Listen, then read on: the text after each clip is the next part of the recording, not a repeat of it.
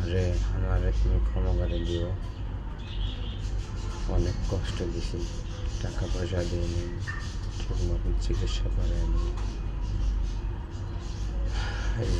এমন একজন মানুষের পাল্লা পড়ে তোমাদের কথা সব কিছু বলেছি, তার সুখের জন্য এত কিছু করছি, তবুও সে আমায় বুঝলো না।